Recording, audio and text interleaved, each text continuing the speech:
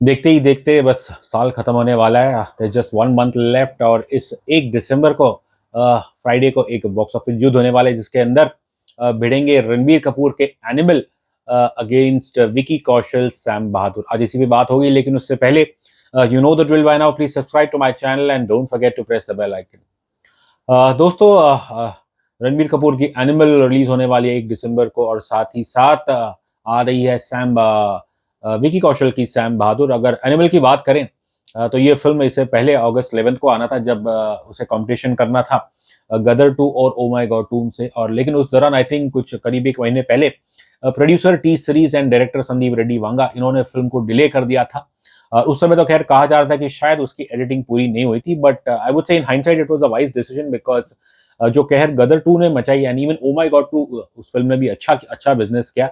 जाहिर है उस दौरान अगर एनिमल आती तो उसके वो अपने फुल बिजनेस पोटेंशियल पे अचीव नहीं कर पाती। खैर अब एनिमल 1 दिसंबर को आ रही है, लेकिन एक सोलो रिलीज नहीं है। उसके सामने है विकी कौशल सैम बहादुर, जिसे डायरेक्ट किया है मेघना गुलजार ने। अब purely I think in terms of I would say trade competition में इतना नहीं कहूंगा, because as per trade sources जो सुनने में आ रहा है एनिमल को मिलने वाले हैं कुछ 4000 plus screen which includes non Hindi languages as well.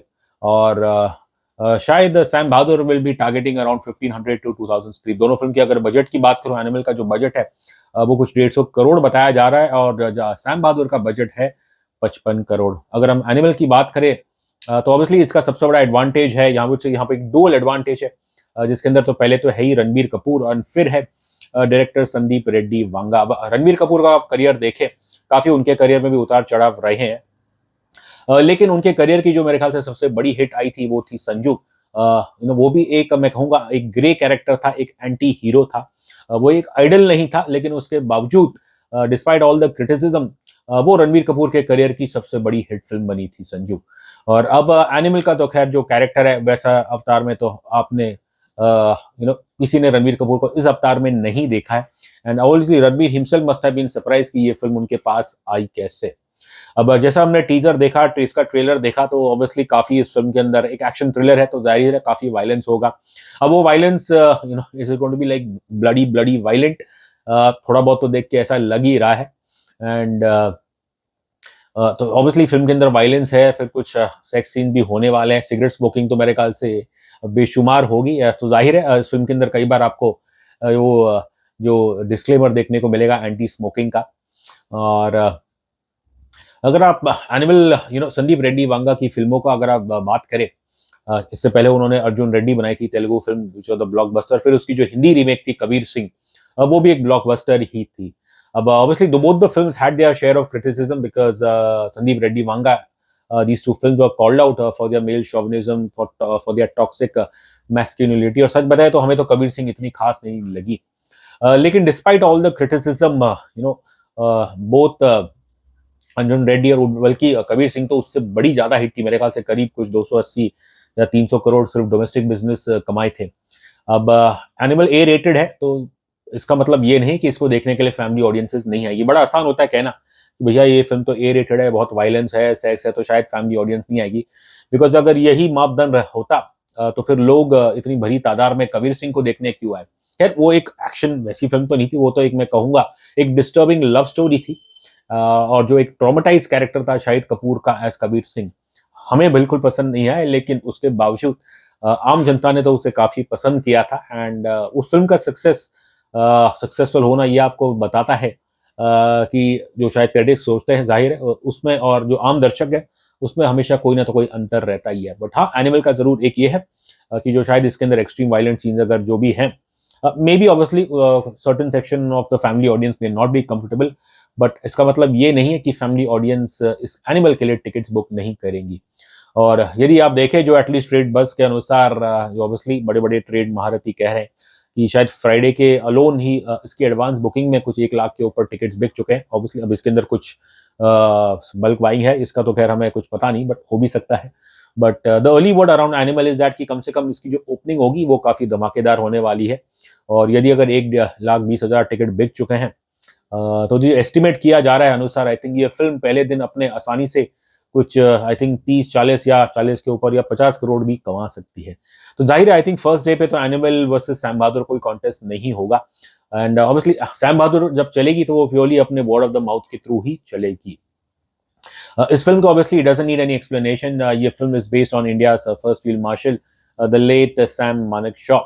अब जो दर्शक मेरे जैसे दर्शक है जिन्होंने सैम बहादुर को ऑब्वियसली न्यूज चैनलों में सुना है, कभी पर्सनली तो मिले नहीं है, and obviously who are aware of India's history, political history, specially the wars with Pakistan, and primarily जो 1971 का जो बांग्लादेश लिबरेशन वॉर था, जिसमें ऑब्वियसली पाकिस्तान, ईस्ट पाकिस्तान वो बना बांग्लादेश, एंड ऑब्वियसली भारतीय गवर्नमेंट, भारतीय सेना जो उस समय इंदिरा गांधी की सरकार थी, तो उसमें तो खैर उस दौरान भारत को ये जीत हासिल हुई थी और बांग्लादेश क्रिएट किया गया था।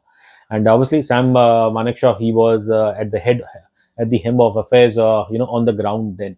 अब जिन दर्शकों ने सैम बहादुर को सुना है खासकर न्यूज चैनल पे, एंड जिन्होंने सैम बहादुर का टीजर या ट्रेलर देखा होगा, तो ऑब्वियसली देखने में तो मेरे ख्याल से विकी कौशल बहुत ही अच्छे चॉइस रहे फॉर दिस रोल। उनकी बॉडी लैंग्वेज देखिए, उनका मैनरिज्म देखिए, तो वो बिल्कुल कहीं ना कहीं ऑब्वियसली द ग्रेट मैन उससे वो मेल करता है। एंड तो जाहिर है आई थिंक एक फिल्म जो देशभक्ति के ऊपर है, और ये दौर ऐसा है कि नॉर्मली यहाँ पे पेट्रियोटिक फिल्में तो चलती है।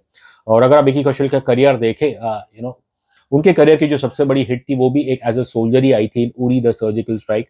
वो तो खैर एक सरप्राइज ब्लॉकबस्टर थी। किसी ने, मेरे ख्याल से खुद उसके डायरेक्टर, उस फिल्म के producer Ronnie Screwvala who is also producing Sam Bahadur, उन्होंने भी कभी ये नहीं सोचा होगा कि उरी द सर्जिकल स्ट्राइक इतनी बड़ी हिट होगी। और उरी ने तो कुछ मेरे ख्याल से 240 करोड़ के ऊपर कमाए थे।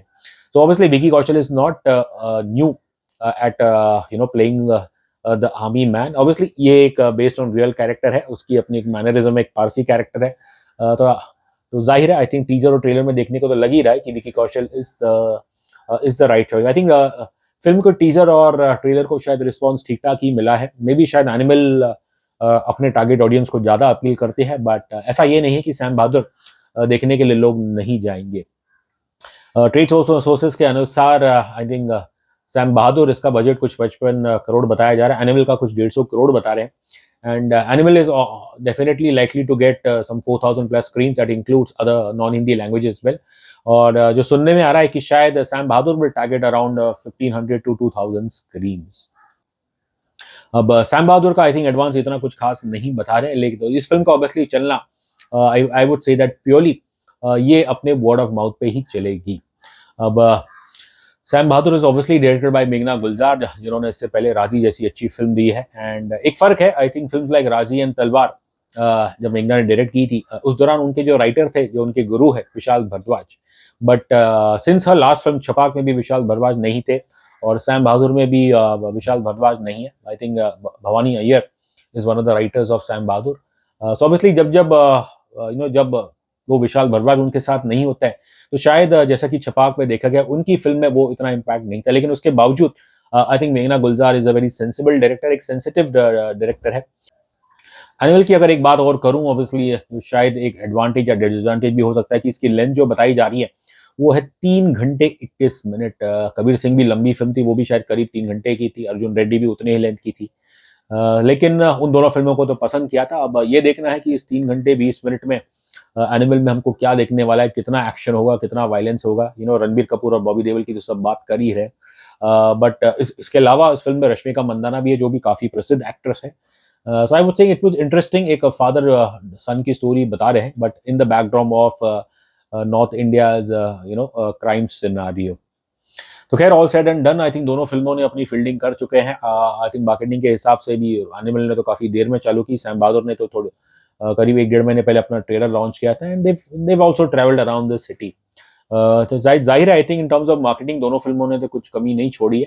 अब सवाल आ जाएगा जब ये दोनों फिल्में रिलीज होगी, और तब देखना है कि क्या सैम बहादुर रणबीर कपूर के एनिमल को पकड़ने में कामयाब होगी कि नहीं।